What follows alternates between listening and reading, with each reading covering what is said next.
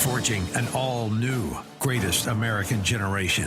It's the Charlie Kirk Show. All right, welcome back to the Charlie Kirk Show. Mark Halperin, 2A TV. You got to check him out there. And next up on the Megyn Kelly Network. Mark, I want to ask you about last night's event with J.D. Vance and Erica Kirk. We got a 2-minute segment here before we welcome back National Radio. You're one of the best out there about, kind of feeling which way the wind is blowing and predicting where it's going. I got inundated. Like I've never been inundated by texts and friends and colleagues, people I haven't heard from, saying how refreshing last night was for the conservative movement to see Erica and her courage and her grace and JD just taking these questions unscripted. What do you make of it? A phenomenal event. And I've been saying to people today about it is forget their issue positions, forget what you think about Turning Point or what you think about the Trump administration. Those were just two extraordinary performers, skillful on their feet, emotional in a positive way, clever, just the whole thing. And I keep warning these Democrats who are dismissive to J.D. Vance. This guy is, maybe he's not in Trump's league or Bill Clinton's league as a political athlete, but he is damn good and getting better. And the two of them together was quite powerful. And I thought what I said on 2A this morning is everyone should watch that. If you haven't watched, go watch the whole thing, because you'll learn a lot about what's going on in this country. You'll learn a lot about the political futures of those, the potential and the political futures of those two marquee performers. Yeah, I think it's, something we commented on before you joined us, Mark, was just how much, we saw JD early and he was good. And Charlie saw it early and he predicted just how good he was going to be. But we've seen JD grow leaps and bounds. And I would even say since Charlie's assassination, you've seen JD blossom in this whole new way with authority and just a strength of, moral clarity. I don't think we've seen the final evolution of just where he's going to land on this, because every time he speaks, it's like, it's new, it's more powerful, it's better. We're going to welcome back National Radio in 5 seconds. More with Mark Halperin. Don't go anywhere.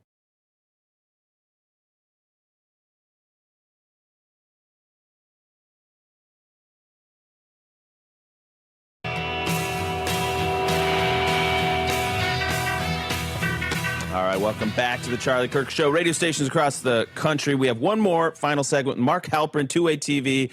Next up on the Megyn Kelly Network. Blake, going to throw it to you. You got a question. Yeah, so Mark, a big thing that's been a topic on the right, especially online, but also in right-wing publications, is this Arctic frost investigation that the FBI conducted under the Biden administration. And now we're getting more details about it, which it's showing, the Biden administration subpoenaed people, it monitored phones, it was looking into a lot of these groups. Tyler Bowyer. And including our friend Tyler. And, we were discussing how the press is, will the New York Times cover Mamdani? Well, now we have a lot of conservatives are aggrieved where they're saying the major press is not covering Arctic frost in any way. There's no articles about it. And they believe it should be a much bigger issue. Now, you're good at offering a lot of perspective on these sorts of things. So do you believe this is something where they have a good grievance, or do you believe this is something where they're fixating on something and blowing it up to more than it really is? Well, I didn't cover it this morning on the morning meeting, and I've heard from many people as well. Look, this needs to be looked into. Special counsels are really dangerous to liberty because their whole mandate, their whole reason to be is to investigate people and indict people. And so we always have to worry, particularly now when it involves members of Congress, because that's a co-equal branch. And we don't want any executive branch going after members of Congress using the subpoena power and the threat of prosecution or prosecution. So those are dangers at 101 that we need to look at. In this case, I urge everybody to wait a little bit more for the facts. When they say people were investigated or spied on, that's those fancy words for they were investigated under a lawful mandate by the independent counsel. So the fact that they looked at the phone metadata on its face it's not a violation of constitutional rights if it was authorized, and it seems to have been. So I'm all for the press looking at it. Congress should look at it. There needs to be full disclosure, but people shouldn't jump on the word spying to imbue it with something it doesn't necessarily mean.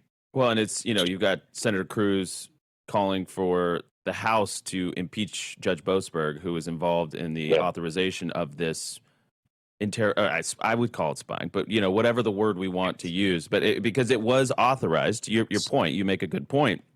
it does fall within the legal parameters of our system, and so we've got to wait for the facts to come in. But were those was the case corrupted? Was there political bias that was injected to it? I mean, all those stuff we need to get to the bottom of. Because, we need to know. Because here's the Absolutely. thing: Tyler Bowyer has been targeted, harassed, prosecuted because of what happened in the aftermath of 2020, and they used that to spy on Turning Point USA, Turning Point Action. So yeah, we got a dog in this fight, Mark. So we're probably going to be a little more fiery than you, and I understand the difference. Here, I want to finish our conversation. We got about 2 minutes left here, Mark. Again, you're seeing which way the winds are blowing. We had Rich Barris, People's Pundit, and he's done some polling on this that shows that people are fatigued with international foreign policy, all the Israel talk, all the Russia talk.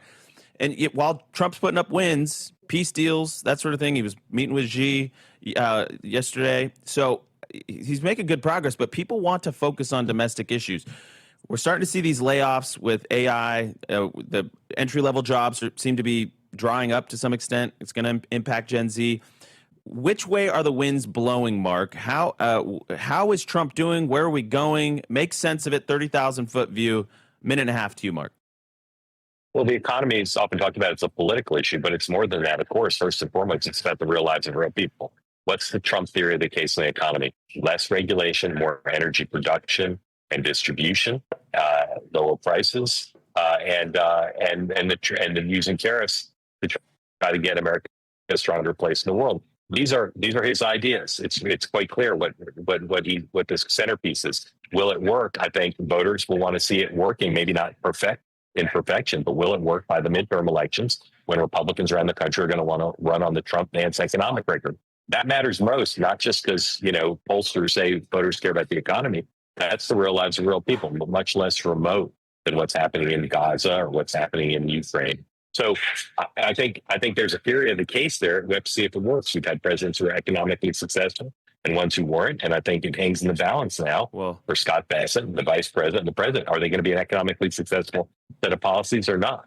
Well, what we haven't brought up here, Mark, which strikes me, is the government shutdown. We're on day 30 of it. It does have an economic impact, but it also has the SNAP impact. There's a lot of headwinds here, plus this AI revolution that's drying up a lot of these entry-level jobs. And I happen to agree with President Trump's theory of the case, but this could be an interesting confluence of just bad timing with some of the AI boom. And I do believe I'm a glass half full guy. I do think eventually these things are going to shake themselves out in the mix, and we're gonna have new industries that pop up, new jobs that emerge. But in the short term, it could be painful. So we're going to see how all this goes. Mark Halperin, sir. Thank you, my friend. Good to see you guys. Thank you for having me on. Good to see you both. Absolutely. More in hour two. Got Sara Rogers. I'm excited for you to do that interview. That'll be a lot of fun. We'll be right back.